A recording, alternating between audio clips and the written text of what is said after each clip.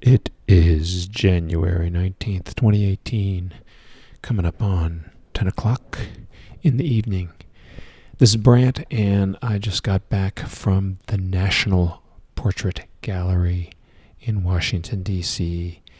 on 8th and G Street. I kind of stumbled into it because I was going down to hear a band and have a beer tasting in one of their galleries, but I didn't know anything about the place. Part of the Smithsonian, it turns out, and absolutely amazing. So I had some time to kill, so I kind of walked through these exhibits and was blown away. This is a very small sample of what I saw. I just liked this particular piece.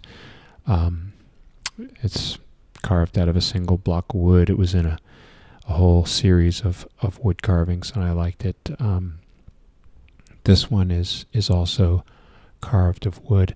This is in between, or maybe right in the middle of the building, and has this stunning architectural treatment over top this huge space where people just kind of hang out, and it has the effect of like snow. You know, everything's muted and muffled and quiet, and it was really lovely.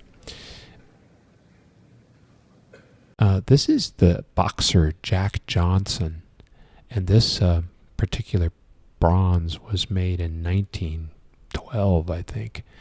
And I love the defiant pose. It looks, of course, a lot like Michelangelo's David, but this is clearly a black man of African descent and a proud man, and one who whooped ass, too, because he not only defeated white boxers in his class, he also defeated the whole notion that somehow whites were superior, which this stance he's taking here and how the artist captured the stance is pretty obvious what the two of them thought about that, which I think is amazingly cool.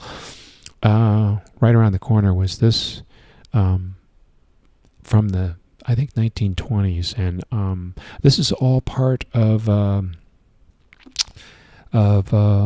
U.S. program. Actually, probably this was the 30s, because it was a Franklin Delano Roosevelt, part of the New Deal, and the workforce initiatives that he sponsored, and he put artists to work. He just, he found a way to get them money and put them to work. So these are some of the pieces that they came out with. These are, however, kind of tragic. It's reminiscent of internment camps that exist all throughout history, and certainly in the United States, Japanese internment camps. These were internment camps of Mexican workers that gringos brought in to work in the fields, but they treated them basically like slaves, which the artist presents. Love this piece. I can't tell you a whole lot about it, but it's kind of a mixture of classic and modern. It's like she's wearing a cross, and there's a church steeple in the background, but she's like a black Aphrodite or something. Is really, or maybe a Madonna. I don't know. It just is powerful piece. This is Lincoln's life mask. I know he looks dead, but this was actually cast while he was living, and there's an amazing quote that I'll look up, but it says that the burdens of and toils of sadness are written on his face, something like that.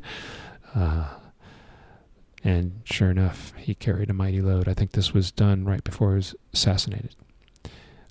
Love this one too. It's so reminiscent of the time, so 1960s. This was done while he was still alive, but shortly before he was assassinated. And this just looks like something straight out of my childhood, the Jetsons or something.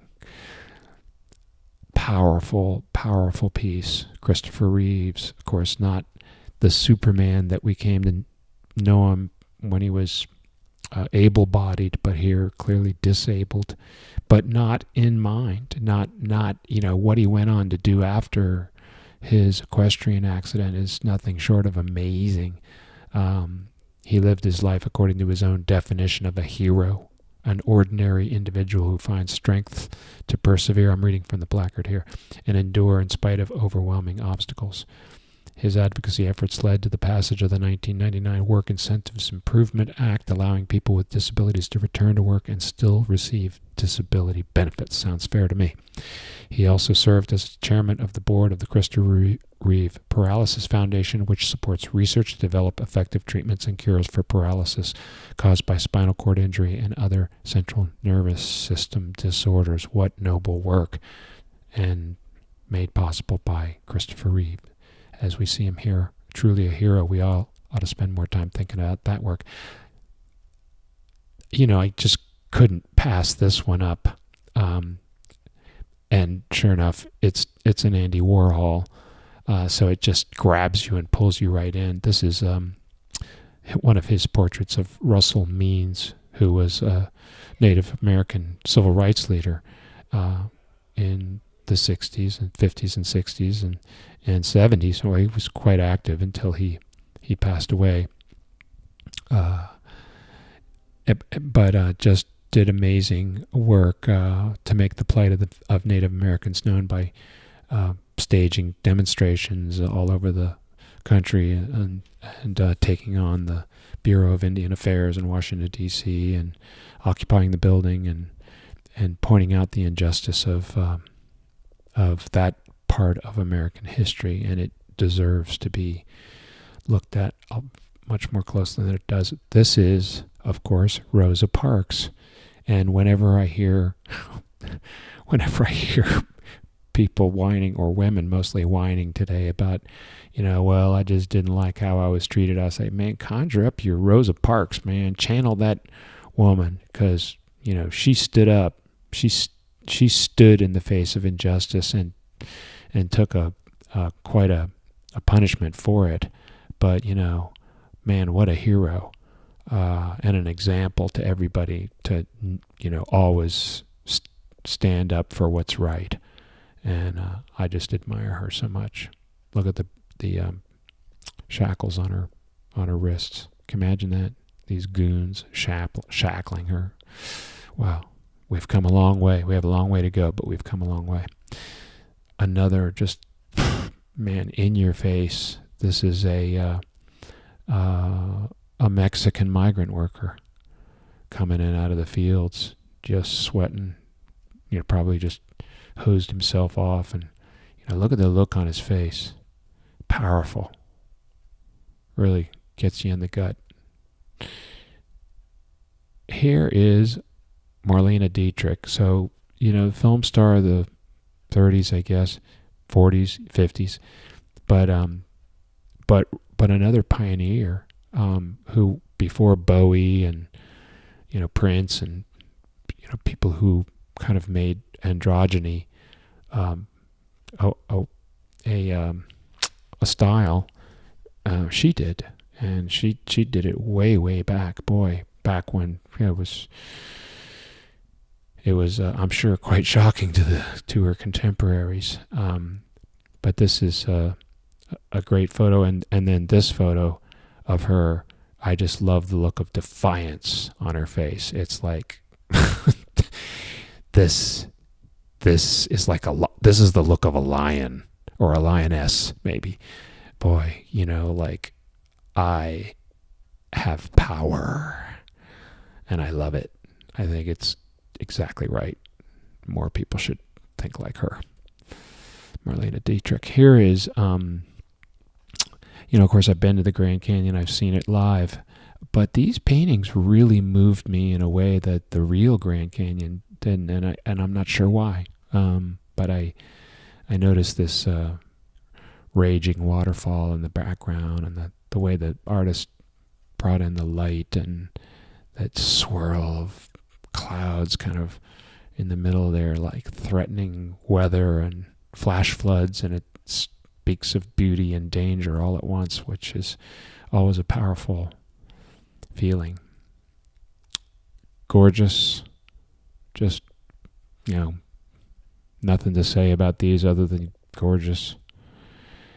Oh, this well, just listen to what I said.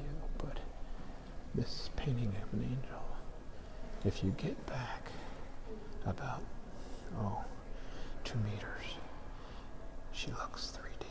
She looks like coming out of the wings. She really is amazing how the artist accomplished this. I really like this painting. Of course, you can't miss the drama of what's happening right in the center of the canvas, but my eye was pretty quickly drawn to the other 2 people in the canoe who, they're rowing, or paddling maybe, but their heads are bowed, and I think that was intentional. This is the way animals really, this is the way we should think about meat whenever we eat it, that it came from something living that had to be sacrificed so that we could eat. And back in the times when this painting was made, that was very real. You had to take a life to live. And every time you went out hunting, you killed something, hopefully, so that you could feed the tribe. Now we just buy something shrink wrapped and frozen from the grocery store. We don't stop and think that this came from a living beast. And it almost behooves us, and it's almost a moral obligation, I think, to just stop whenever you eat anything, plant or animal, and say, I had to kill this to eat it. And say a word of thanks, whether you're religious or not. Wow, man, this incredible statue is carved out of, I guess, marble, and it's pretty big. It's maybe 1.5 meters tall, and this is the Libyan Sibyl. It isn't what you think, because when you see what looks like the Star of David on her necklace, that's actually not. It's the emblem is an ancient symbol indicating her mystical powers, and the Libyan Sibyl, as she's called, is contemplating the fate of the African people after reading the scroll she holds in her left hand. The artist conceived this sculpture after the onset of the Civil War. It was actually made in 1868. And the letters confirm that he intended it to be a symbolic condemnation of African American slavery. He says, she is looking out of her black eyes into the future and sees the terrible fate of her race. This is the theme of the figure, slavery on the horizon. Well, thank God that got abolished, and let's keep working it through. Wow, this painting, you almost miss the little sailing ship trapped in the ice because of the glory of the Aurora Borealis.